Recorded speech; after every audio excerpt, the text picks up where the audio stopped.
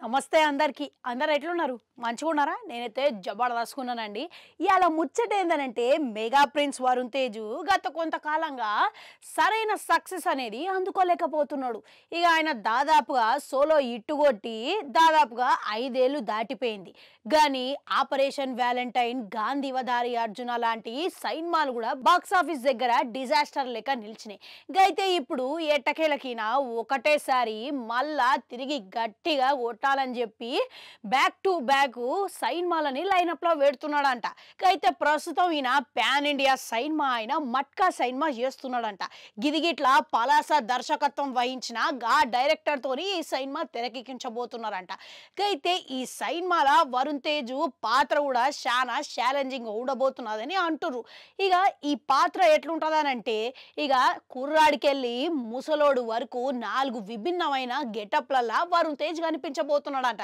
దీని కథాంశం ఏందనంటే గప్పట్ల వైజాగ్లో జరిగిన కొన్ని వాస్తవంగా ఇక యావత్ భారతదేశాన్ని ఇక కదిలించిన వాస్తవమైన కొన్ని నిజ జీవితమైన సంఘటనల ఆధారంగా ఈ సినిమా రూపొందించబోతున్నదనే టాక్లు అయితే వినబడుతున్నాయి.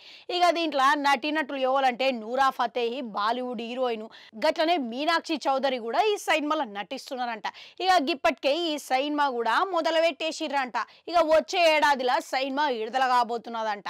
మళ్ళీ ఇది ఇట్లుంటే మైత్రి మూవీ మేకర్స్ బ్యానర్ లో కూడా ఈయన ఇంకో సినిమా కన్ఫర్మ్ అయితే చేసిండట. ఇక ఆ సినిమా కూడా కొంచెం ఆర్టిఫిషియల్ ఇంటెలిజెన్స్ కు సంబంధించి లవ్ స్టోరీ లెక్క ఉండబోతున్నదంట. గదిగిట్లా ఇప్పటి వరకు తెలుగులో చూపించని ఒక కొత్త పాయింట్ తోని ఈ సినిమా రూపొందించబోతున్నారంట.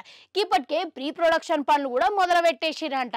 అయితే దీని దర్శకత్వం ఎవరనంటే టర్జేషుడు దర్శకత్వం వహించిన ఇక ఆ డైరెక్టర్ నే ఈ సినిమా రూపొందించబోతున్నాడంట.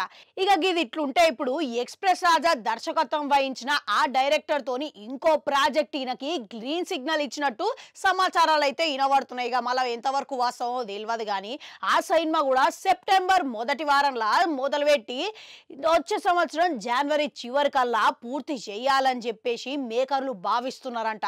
మళ్ళా ఈ షూటింగ్ ఇట్లా 50% వరకు ఈ దేశాలలోనే జరుగుతున్నదని టాక్లు అయితే వినబడుతున్నాయి. ఇట్లా వరుణ్ తేజ్ ఏటికవే ప్రత్యేకమైన చిత్రాలతోని గది కూడా ఆయన లైనప్ లో పెట్టుకున్నాడు. ఇక గత కొంతకాలంగా చూసుకుంటే నిజానికి ఆయన కెరియర్ ప్రారంభంకి వెళ్ళి ఏ సినిమా చేసినా కానీ కథల పరంగా విభిన్నమైన వైవిధ్యాలతోని కూడుకున్న ప్రయోగాలు అయితే చేసుకుంటూ వచ్చిండు. ఇక వాటిలో కొన్ని సక్సెస్ అందుకున్నాడు, కొన్ని మాత్రం సక్సెస్ అందుకోలేకపోయిండు, ఫెయిల్ అయినాయి. ఇక అయినా సరే ఇప్పుడు మళ్ళా క్రేజీ ప్రాజెక్టులతోని 3 ఏటికవే ప్రత్యేకమైన ప్రాజెక్టులతోని లైనప్లు అయితే వస్తున్నాడు. ఇక మళ్ళా కెరియర్ ప్రారంభంలో చూసుకుంటే గద్దలకొండ గణేష్ తోని సోలంగా మంచిగా విజయం అయితే సాధించుకున్నాడు. ఇక ఆ తర్వాత F3 సినిమాల వెంకటేష్ తో పాటు నటించి మల్టీ స్టారర్ సినిమాల కూడా హిట్ కొట్టిండు. ఇక ఇప్పుడు ఇక రానున్న రోజుల్లో ఈయన కెరియర్ ఎట్లా మలవబోతున్నదో అనేది తెలియాల్సినది.